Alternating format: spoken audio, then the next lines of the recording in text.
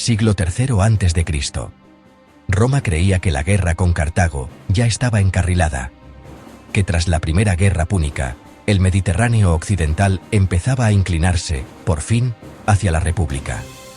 Y entonces aparece un nombre que cambia la escala de lo posible: Aníbal Barca, un general joven, educado para odiar a Roma, que no elige la ruta lógica para atacar, sino la imposible: llevar un ejército desde Hispania hasta Italia, atravesando ríos, montañas y nieve, con caballería africana y elefantes. Esta no es solo la historia de un enemigo, es la historia del hombre que estuvo más cerca que nadie de hacer tambalear a Roma, y de por qué Roma, al final, no cayó. Aníbal nace en torno al 247 a.C., en una Cartago que aún sangra por la derrota ante Roma. La guerra ha costado Sicilia, prestigio y dinero. Y en esa ciudad herida, surge una familia que se convierte en símbolo de resistencia: los Bárcidas.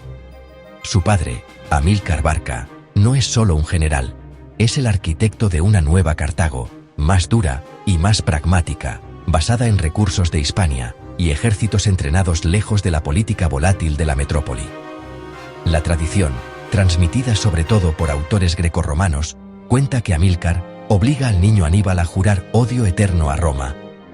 Puede que el episodio esté adornado, pero lo esencial es real. Aníbal crece en un mundo donde Roma no es un rival abstracto. Es el motivo de la humillación y también el obstáculo que impide a Cartago recuperar su lugar. Y aquí entra Hispania. Tras la primera guerra púnica, Cartago necesita dinero, soldados y una base segura para reconstruir su poder sin depender del mar, donde Roma ya manda. La península ibérica ofrece justo eso: minas de plata y recursos, rutas comerciales y pueblos con los que se puede pactar o guerrear. Amílcar desembarca allí en torno al año 237 y empieza a crear, a golpe de campañas y alianzas, un imperio bárcida: ciudades sometidas o aliadas, tributos, reclutamiento local y un ejército curtido. Es una expansión casi personal, dirigida por su familia, pero tolerada en Cartago, porque llena las arcas y devuelve prestigio. En Hispania, Aníbal aprende a mandar en la frontera, con soldados de muchas lenguas, pactos frágiles, tribus hostiles, ciudades aliadas por interés.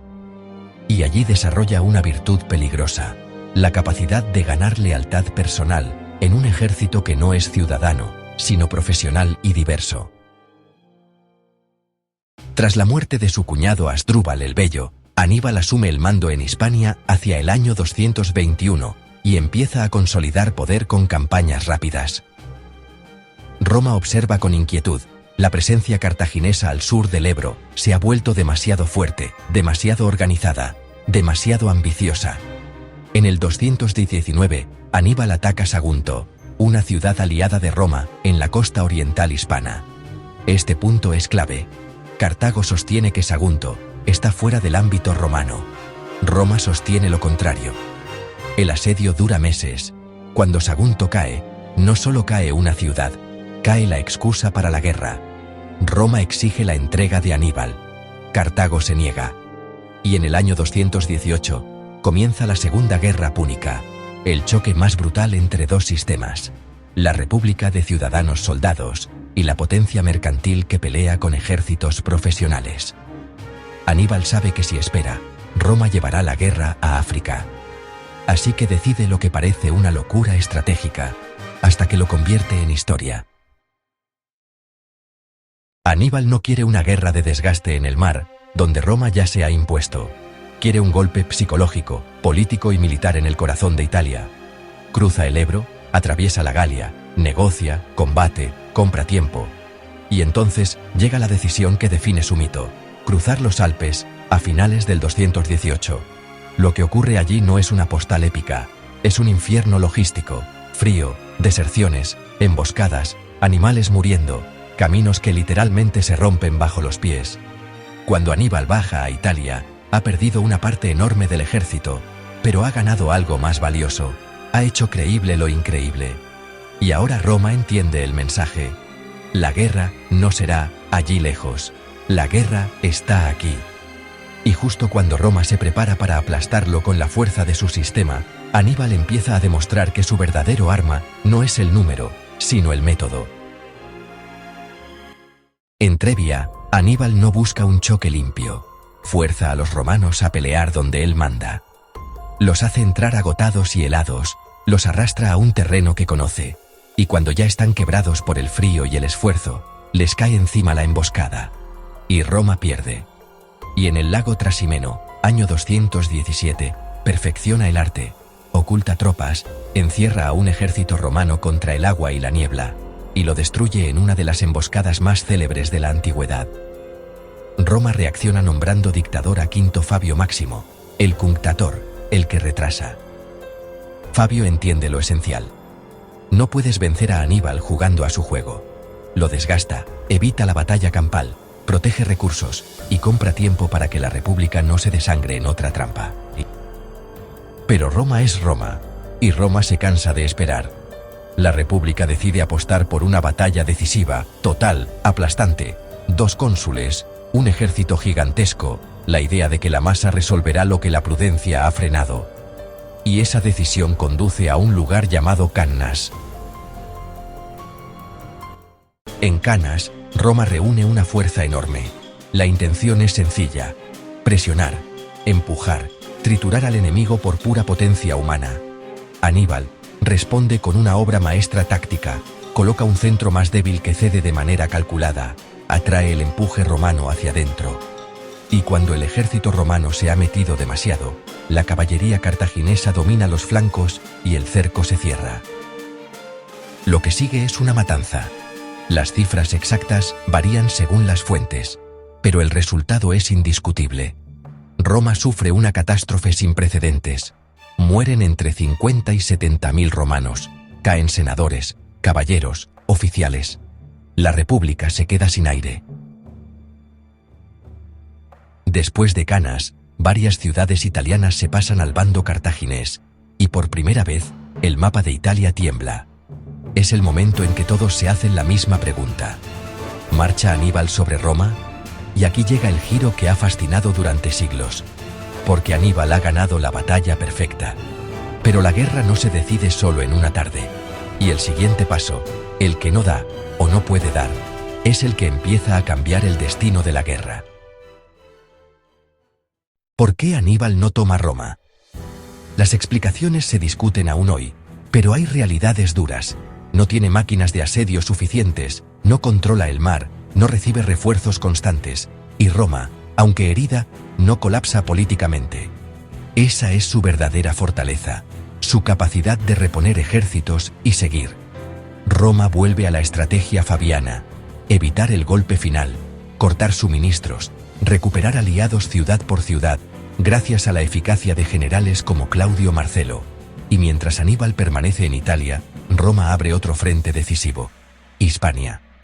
Allí aparece un rival joven, metódico y ambicioso: Publio Cornelio Escipión, el futuro Escipión africano. Toma Cartago Nova en el año 209, y poco a poco, rompe el sistema bárcida en la península. Escipión no llega con un ejército nuevo. Llega a una guerra que Roma casi ha dado por perdida. Toma tropas cansadas, una campaña desprestigiada, y las transforma con victorias fulminantes. Cartago Nova no solo cae, devuelve a esos soldados algo que vale más que el botín: la certeza de que pueden vencer.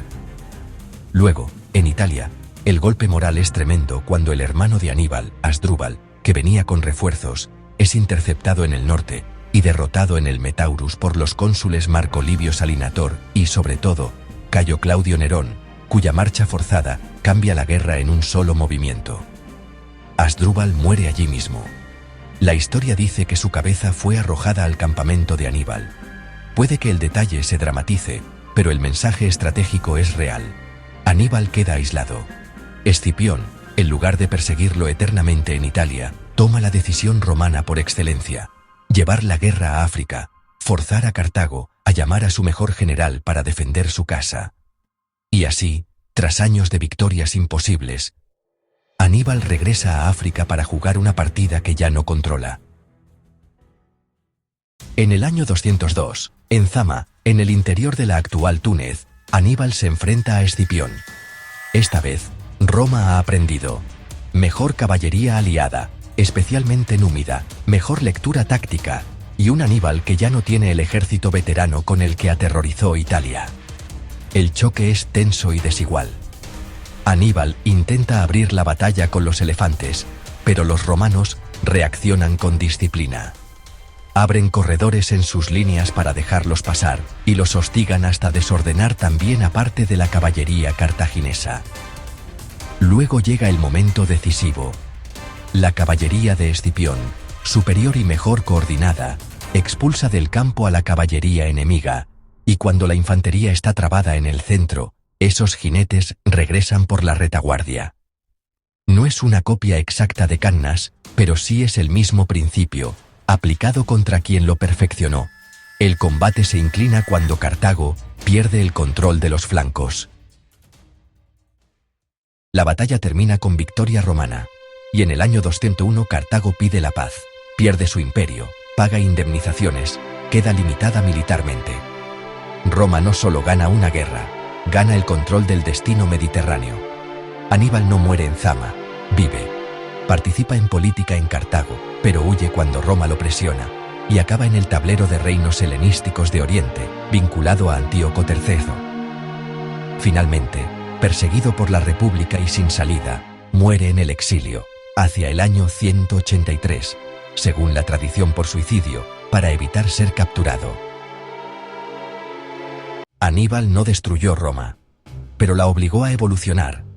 La obligó a dejar la comodidad estratégica, a profesionalizar la respuesta, a entender que su enemigo no era solo Cartago, era la inteligencia militar en estado puro. Y quizá por eso su legado es tan incómodo, porque incluso derrotado, Aníbal sigue siendo el nombre que Roma pronunciaba con respeto, y con miedo.